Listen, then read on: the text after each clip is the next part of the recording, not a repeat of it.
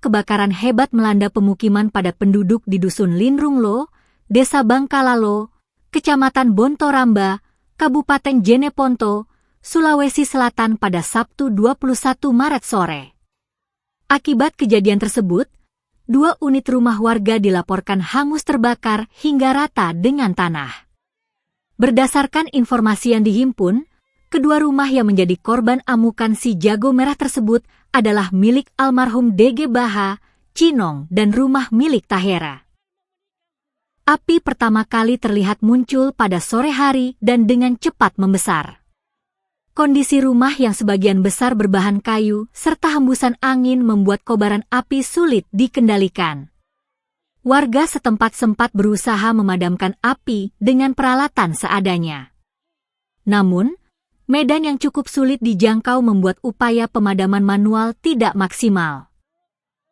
Warga di sini sudah berjibaku memadamkan api dengan alat seadanya, tapi karena lokasinya begitu sulit dijangkau dan api cepat sekali merambat, akhirnya kedua rumah tersebut rata dengan tanah, ujar salah seorang warga di lokasi kejadian.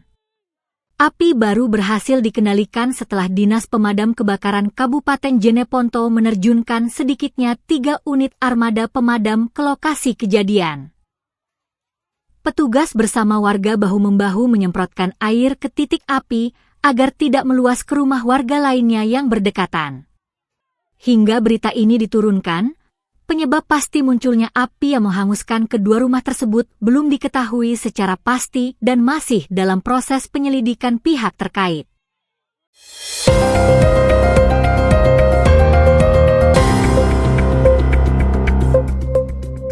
Suasana Hari Raya Idul Fitri 1447 Hijriah dimanfaatkan Wali Kota Makassar, Munafri Arifuddin, API, bersama Ketua TPPKK Makassar, Melinda Aksa, untuk merawat dan mempererat silaturahmi dengan tokoh nasional sekaligus Wakil Presiden RI ke-10 dan ke-12, Yusuf Kala.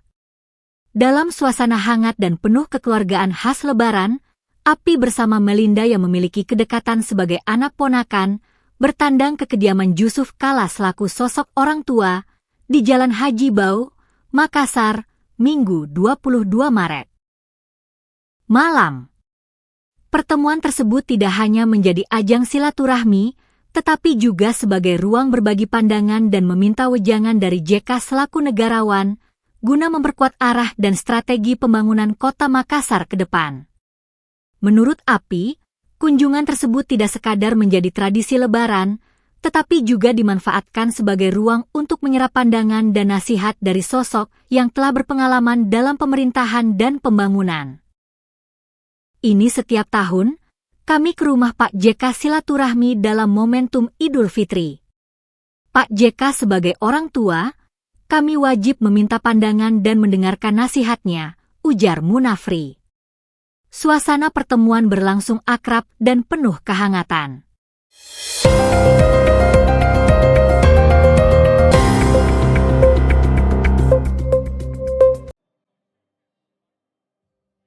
Manchester City memastikan gelar juara Piala Liga Inggris 2025-26 setelah mengalahkan Arsenal dengan skor 2-0 pada partai final di Stadion Wembley, Senin dini hari. Talenta muda City, Nico O'Reilly, menjadi pahlawan kemenangan dengan memborong 2 gol pada babak kedua. Gelar ini menjadi trofi ke-9 bagi Manchester City di ajang Piala Liga Inggris sepanjang sejarah klub, sekaligus yang kelima di bawah asuhan Pep Guardiola. City kini hanya terpaut 1 gelar dari rekor terbanyak yang masih dipegang Liverpool. Pertandingan berlangsung dalam tempo tinggi sejak awal. Arsenal tampil dominan pada 15 menit pertama dan hampir membuka keunggulan melalui Kai Havertz, namun kiper City James Trafford mampu melakukan penyelamatan gemilang. City sempat membalas melalui Erling Haaland pada menit ke-20, tetapi peluang tersebut gagal dimaksimalkan. Babak pertama pun berakhir tanpa gol. Memasuki babak kedua, pertandingan berjalan lebih hati-hati hingga akhirnya City memecah kebuntuan pada menit ke-60. Berawal dari umpan silang Ryan Cherky yang gagal diantisipasi kiper Arsenal Kepa Arrizabalaga, Oreli sukses menyambar bola muntah untuk membawa City unggul 1-0.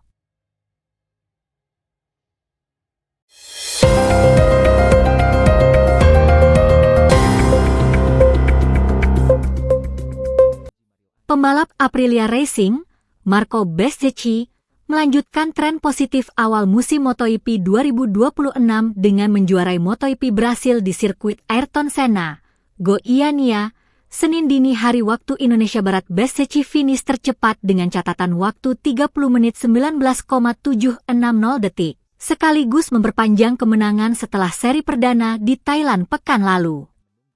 Posisi kedua ditempati Jorge Martin dari Prima Pramac Racing, terpaut 3,231 detik, sedangkan Fabio Di Giannantonio, Pertamina Enduro VR46 Racing Team, melengkapi podium dengan selisih 3,780 detik.